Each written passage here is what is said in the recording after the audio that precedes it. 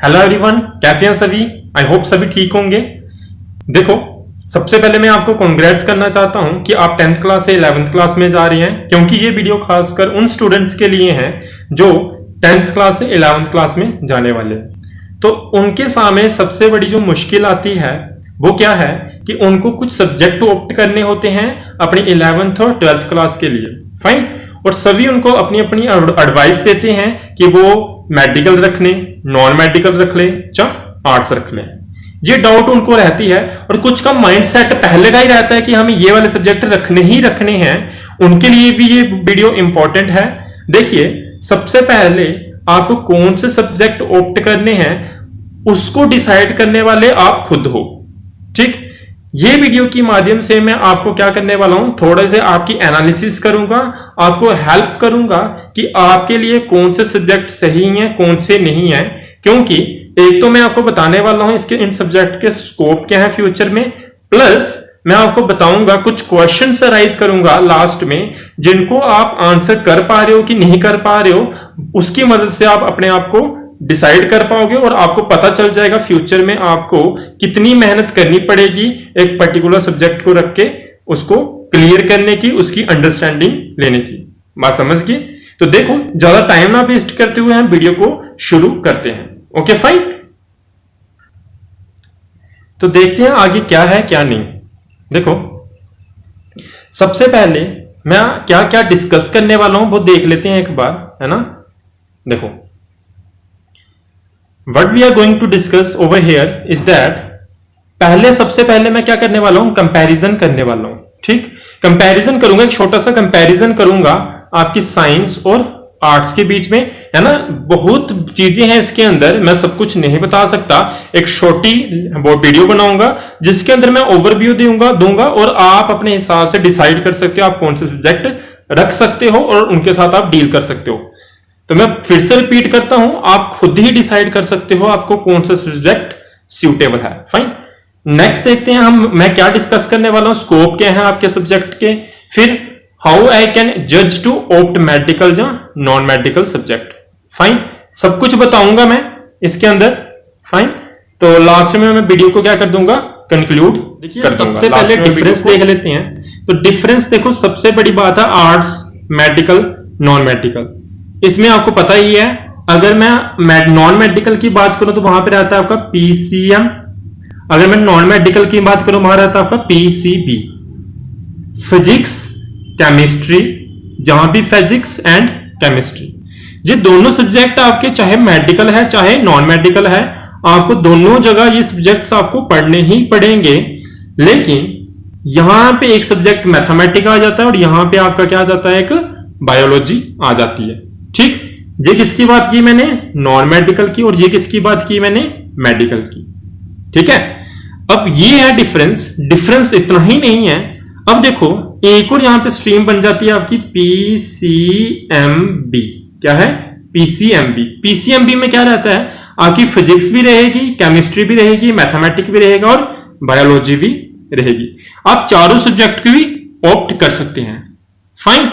अब देखो, ये बात तो आपको पता चल गया कि ये आपके मेन सब्जेक्ट होते हैं, आपके मेडिकल हो या नॉन मेडिकल हो, दोनों जगह ये आपके सब्जेक्ट्स रहते हैं। और आर्ट्स के अंदर भी आपको काफी सारे ऑप्शंस मिल जाते हैं, हिस्ट्री, जियोग्राफी, बहुत से, हिंदी भी होती है आपकी।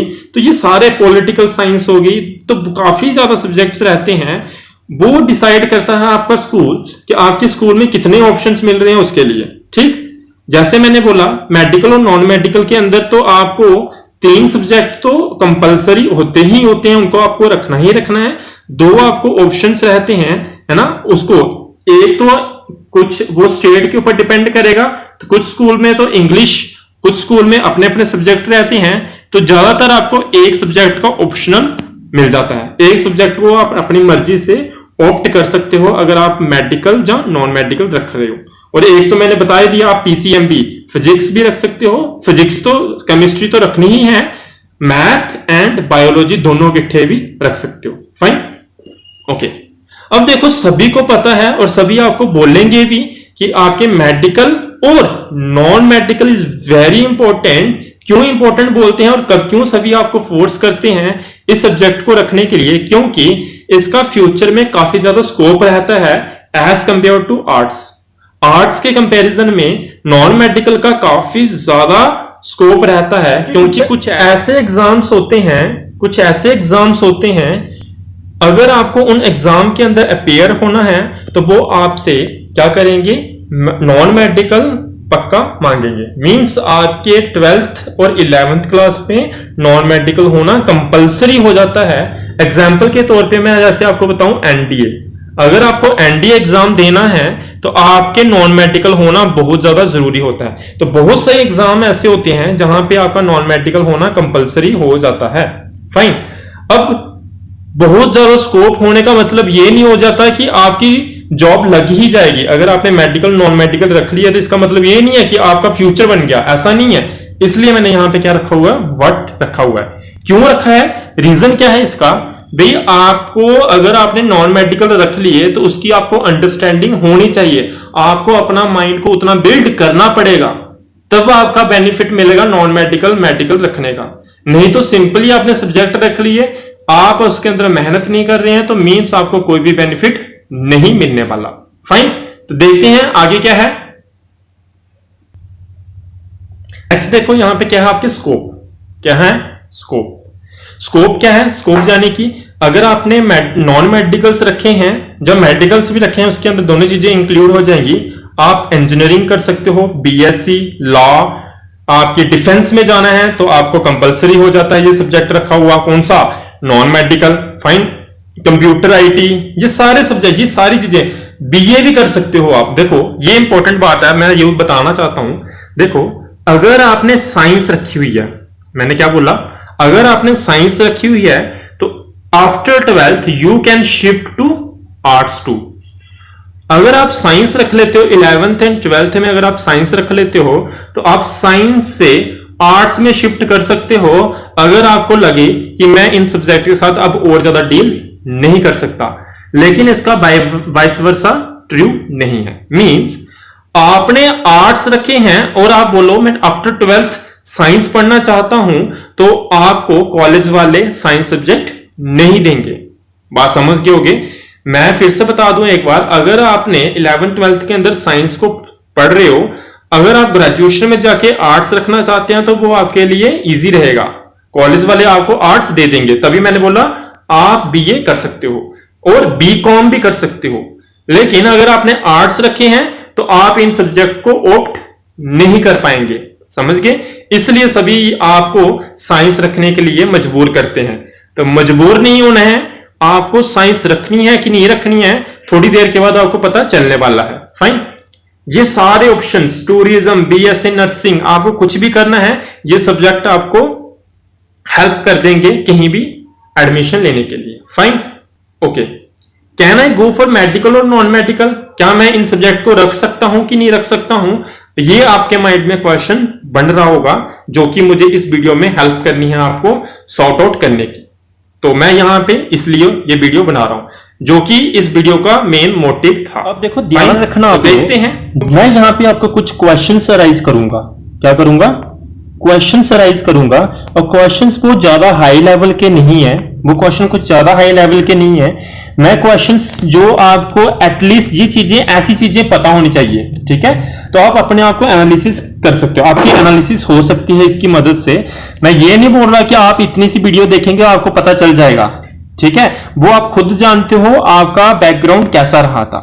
सबसे पहले मैं बता दूं, अगर आपको नॉन मेडिकल या मेडिकल ही रखना है तो आप सोच रहे होगे कि हम नॉन मेडिकल रख लेंगे तो आपका मैथ से पीछा छूट जाएगा। ऐसा नहीं है।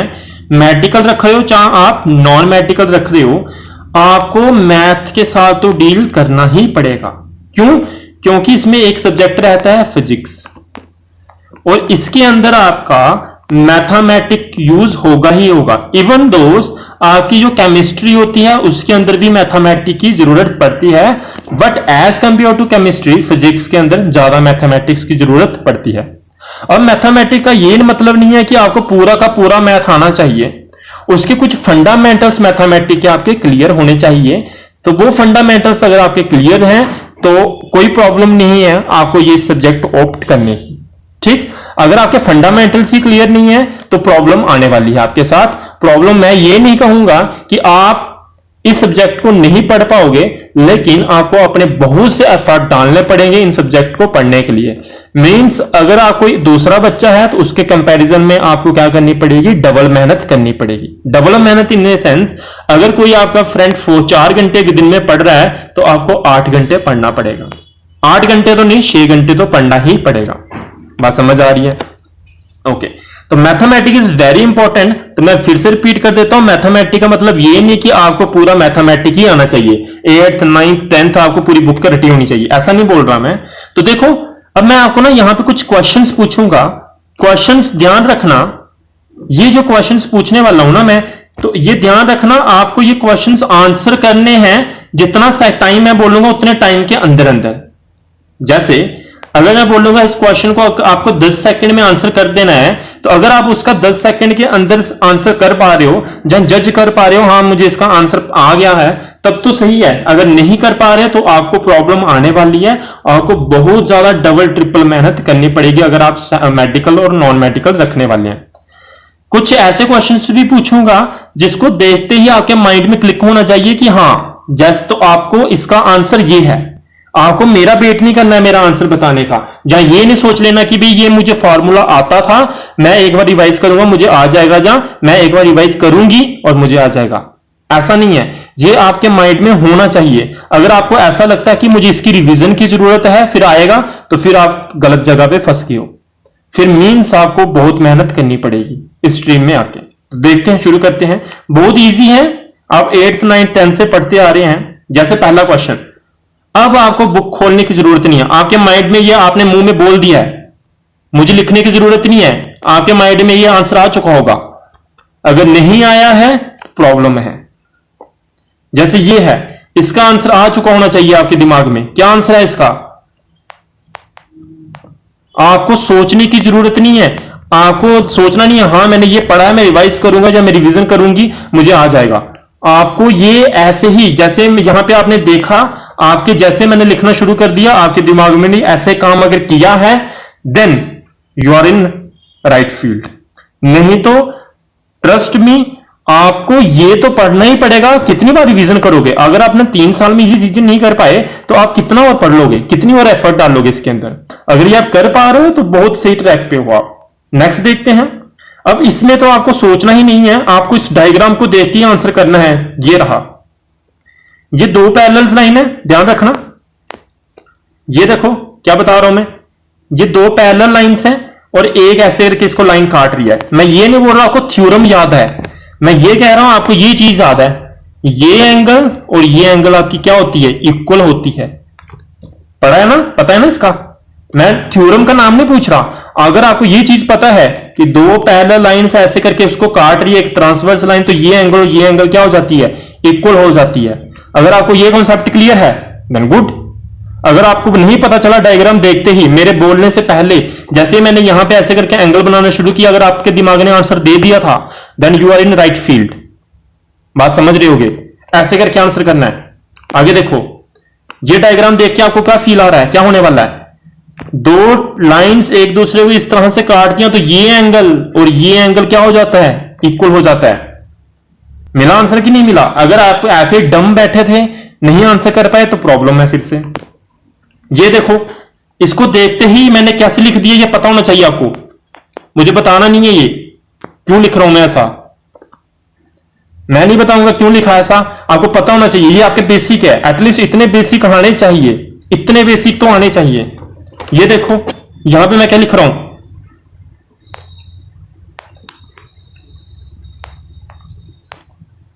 कैसे लिख दिया ये मैं बताऊंगा नहीं कैसे लिखा, ये आपको पता होना चाहिए कैसे लिखा है मैंने। अगर आप ये आंसर कर पा रहे हो तो आप ठीक ट्रैक पर हो। अगर आप नहीं पता चल रहा, आपको सोचना पड़ रहा है, आपको एलसीएम लेना पड़ रहा है, जहां आप क्रॉस मल्टीप्लिकेशन कर रहे हो बैठ के, फिर थोड़ी सी प्रॉब्लम आने वाली है आपको। कैसे लिख दिया, अगर आपको ये समझना पड़ रहा है, अगर आपने खुद जज कर लिया कि ये मैंने कैसे लिख दिया, तो फिर तो सही है। देखो ये बिल्कुल बेसिक है, बिल्कुल। इन तीनों फार्मूले से आपको बताना है कौन सा आंसर है। मैं आपको 15 सेकेंड्स दे रहा हूं, इन तीनों में से कौन सा सही है। अगर आप आंसर कर देते हो सही तो सही है, 15 सेकंड्स देता हूं, 50 सेकंड्स में आपको आंसर करना है कौन सा फॉर्मूला सही है इसमें से। आप 10th में पढ़ के आए हो, अगर आप सोच रहे हो मैं रिवीजन करूंगा मुझे याद आ जाएगा तो प्रॉब्लम है। ये फार्मूला आपका गलत है, ये फार्मूला आपका गलत है, ये सही है। नेक्स्ट देखते हैं, ये देखो डायग्राम, इसको मैं समझाऊंगा, अगर आप खुद कर पा रहे हो तो सही है। अब देखो मैं जो वहां पे जो जैसे समझाऊंगा अगर आप समझ जाते हो इसको तो मीन्स आप सही, ठीक है, आपके कोई प्रॉब्लम नहीं आने वाली। नहीं तो थोड़ी सी तो प्रॉब्लम आएगी, मैं ये नहीं बोलता आपको प्रॉब्लम नहीं आएगी, लेकिन प्रॉब्लम आएगी, पक्का आएगी, आपको बहुत एफर्ट डालने पड़ेंगे। ये एक राइट एंगल ट्राइंगल है, ये आपकी, देखो मैं यहां पे आपको समझाने नहीं आया, बात में याद रखना, मैं आपको समझाने नहीं आया। आप ये बोल सोचोगे कि सर हमें समझा ही नहीं पा रहे सही से, नहीं, मैं यहां समझाने नहीं आया, ये आपने समझा हुआ है, मैं आपको हेल्प कर रहा हूं कि आप सही ट्रैक पे हो कि नहीं हो। मैं ये बता रहा हूं कि आपको यहां पे इस तरह से आपको पता, खुद पता चलना चाहिए, बात समझ रहे होगे। जैसे ये एक राइट एंगल ट्राइंगल है और यहां पे एक एंगल है, समझ रहे हो, बीसी और एसी के बीच में एक एंगल है, थीटा एंगल है। अब ये कैसे आ गया मैं आपको बताने की कोशिश करता हूं। जैसे आपको पता होगा, क्या पता है, कोसेक थीटा, क्या कोसेक थीटा किसके बराबर होता है? कोसेक थीटा आपका किसके बराबर होता है बताओ? हाइपोटेन्यूज अपॉन ऑपोजिट साइड, किसके? ऑपोजिट साइड के। हाइपोटेन्यूज यहां पे क्या है? एसी, क्या है? एसी। और आपका ऑपोजिट साइड कौन सी है आपकी? A B. कौन सी है? A B. तो यहां पे ए बी कहां चला गया? इस तरफ चला गया, तो आपका फार्मूला क्या बन गया? AC equals to A B cosec theta. समझ गए? बहुत से तरीके होते हैं इसको समझने के। अब आप जज कर पाए हो कि नहीं कर पाए हो कि ये फार्मूला सही है कि नहीं है, वो डिपेंड करता है। जैसे मैंने यहां पे ये लिखा है, क्या ये सही है कि नहीं सही है, आपको जज करना है। ये आप खुद करोगे, क्या ये सही है कि नहीं सही है, ये आप जज करोगे। क्या ये सही है कि नहीं सही है, ये आप खुद जज करोगे। तो चलो एक मैं आपको हेल्प करता हूं फाइंड आउट करने की।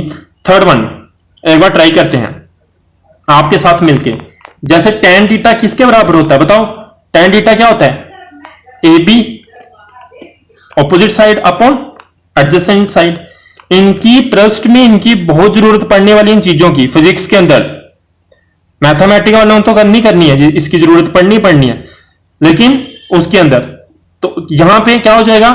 BC इस तरफ चला जाएगा तो AB किसके बराबर हो जाएगा? BC tan थीटा के बराबर।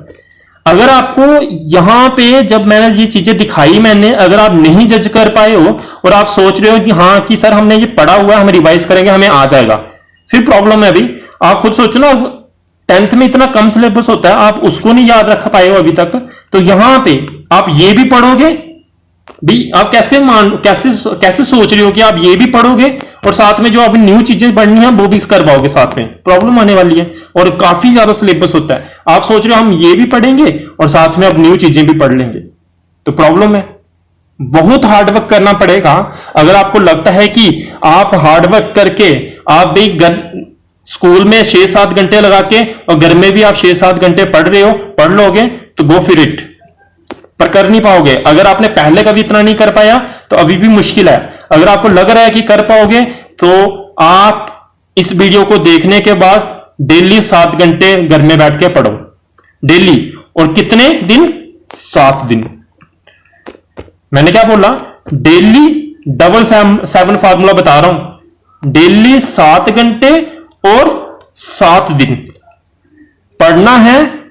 ना कोई मोबाइल को टच करना है, ना किसी से बातें करनी है, ना कोई दूसरी दुनिया में जाना है, ऐसा कुछ नहीं करना है आपको।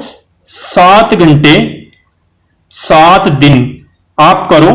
अगर आप ये कर पाओगे तो मीन्स आपको प्रॉब्लम नहीं आने वाली। समझ गए बात को? आई होप ये बातें समझ आई होंगी। लेकिन मैं एक बार फिर से बता दूं भाई, मैंने इतना सा बता दिया, इसकी मदद से आप फिर भी जज नहीं कर पाओगे। अगर ये चीजें आप कर पा रहे हो तो आपके लिए इजी है मेडिकल नॉन मेडिकल पढ़ना, ठीक है। ये बहुत बेसिक मैंने बताया आपको, बहुत ज्यादा बेसिक। अगर आपको इतना बेसिक क्लियर नहीं है तो बहुत प्रॉब्लम आने वाली है। बहुत ज्यादा बेसिक होता है ना जो, वो बताया मैंने। अगर आप ये नहीं कर पा रहे हो तो बहुत ज्यादा प्रॉब्लम आने वाली है फ्यूचर में आपके साथ। अगर आप मेडिकल और नॉन मेडिकल को ऑप्ट करने वाले हैं। मेडिकल का तो फिर काम चल जाएगा, लेकिन नॉन मेडिकल के लिए तो प्रॉब्लम आने वाली है। समझ गए बात को? फाइन। और एक बात याद रखना, मैं यहां पे ये नहीं बोल रहा कि आपके आर्ट्स अच्छे सब्जेक्ट नहीं है, आर्ट्स का भी स्कोप है, लेकिन एज कंपेयर टू साइंस थोड़ा सा साइंस का स्कोप थोड़ा सा बढ़ जाता है, थोड़ा सा बढ़ जाता है, लेकिन सभी के लिए नहीं बढ़ जाता स्कोप। वो वाला स्कोप ना सभी के लिए नहीं बढ़ जाता। वो साइंस का स्कोप उनके लिए ज्यादा है जो पढ़ेंगे, जो 11th 12th के अंदर काफी ज्यादा मेहनत करेंगे, उनके लिए स्कोप बहुत अच्छा है। और जो साइंस को रख के भी वहां बैठ के पढ़ नहीं रहे हैं, पहले उनके कॉन्सेप्ट क्लियर नहीं है, ऊपर से और नहीं पढ़ रहे होंगे, तो प्रॉब्लम आने वाली है उनके साथ काफी ज्यादा। क्यों? क्योंकि उनको ना ही आर्ट्स आता है और ना ही साइंस आती है, कुछ नहीं आता उनको, 2 साल में उन्होंने कुछ नहीं किया होगा, तो उनके साथ प्रॉब्लम आने वाली है। तो ध्यान रखना कि आपको क्या करना है। और ये मैं वीडियो को समाप्त करता हूं। Okay, bye bye, have a nice day. कोई भी प्रॉब्लम होगी कोई भी सब्जेक्ट को लेके आपको ऑप्ट करने में, मैं उसमें हेल्प करूंगा आपकी, ठीक है। मैं यहां पे आर्ट सब्जेक्ट के लिए इसलिए नहीं बता रहा क्योंकि आर्ट सब्जेक्ट के अंदर आपको स्कूल्स के अकॉर्डिंग अपने सब्जेक्ट को ऑप्ट करना होता है, क्योंकि हर स्कूल में सभी सब्जेक्ट नहीं मिलते, तो आपको अपने स्कूल के अकॉर्डिंग चलना पड़ता है कि आपके स्कूल कौन से सब्जेक्ट आपको ऑफर कर रहा है। लेकिन मेडिकल और नॉन मेडिकल के अंदर 3 सब्जेक्ट बेसिक होते ही हैं, तो ज्यादा प्रॉब्लम ही बच्चों को नॉन मेडिकल और मेडिकल में आती है कि वो सब्जेक्ट रखें या ना रखें, इसलिए उनके ऊपर ये ज्यादा वीडियो फोकस थी। Okay fine, have a nice day, bye bye, good luck.